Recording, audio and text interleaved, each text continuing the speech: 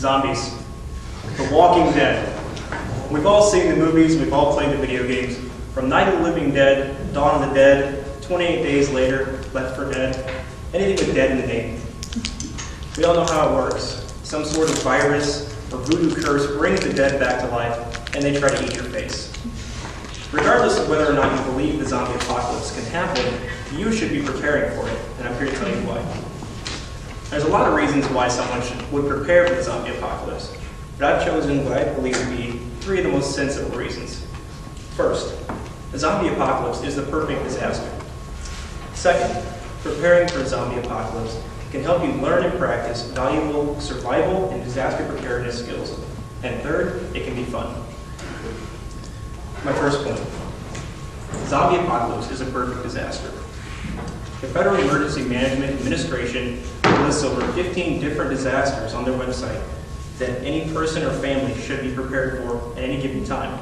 These range from natural disasters like earthquakes and hurricanes, which we've seen in Haiti and Japan, and in 2005 in Hurricane Katrina, to man-made hazards like terrorist attacks or unintentional biological contaminations, or societal collapse, which we've seen recently in Zimbabwe, where hyperinflation has basically decimated their economy and their country.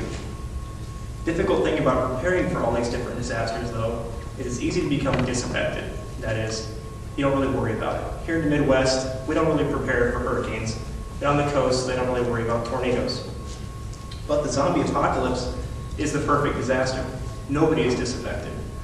It's not something you sit back and watch on the 9 o'clock news. It comes right up and tries to eat your face. You have to be personally prepared in order to survive. Apart from the obvious threat of the undead, the zombie apocalypse shares many real-world threats with other natural disasters. Disruption of municipal services, contaminated food and water supplies, and physical threats to your own personal safety.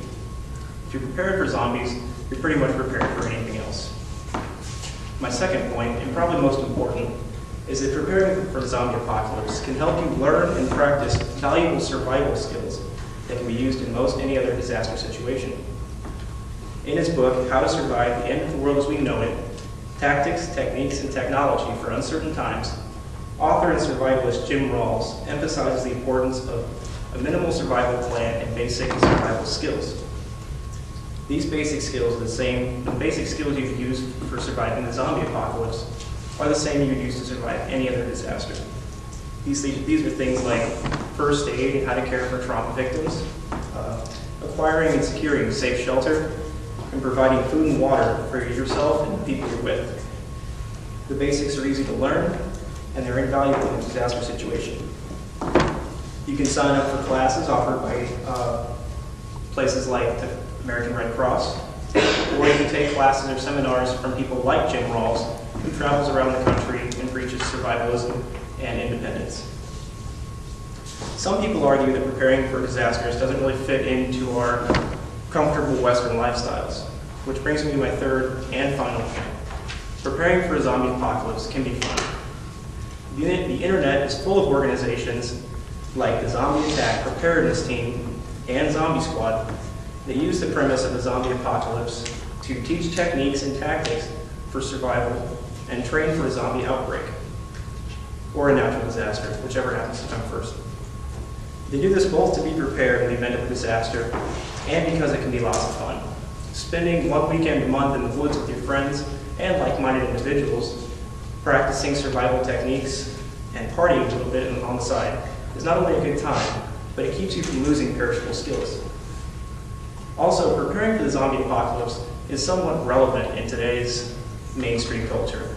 Zombies are right up there with vampires and pirates and ninjas, in that when you're preparing for the zombie apocalypse, you don't seem as crazy or as weird as someone who is preparing for government collapse at the end of the world. Now, I can't really say whether or not the zombie apocalypse will or will not happen, but we do live in uncertain times, and anything is possible.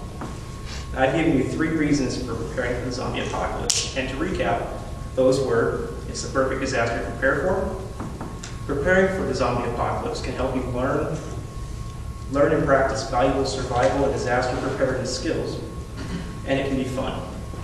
And after hearing those 3 reasons, I don't know how you can't go home, back to your house, apartment, or dorm room, and start stocking up on supplies, sharpening your weapons, and preparing for the oncoming zombie horde.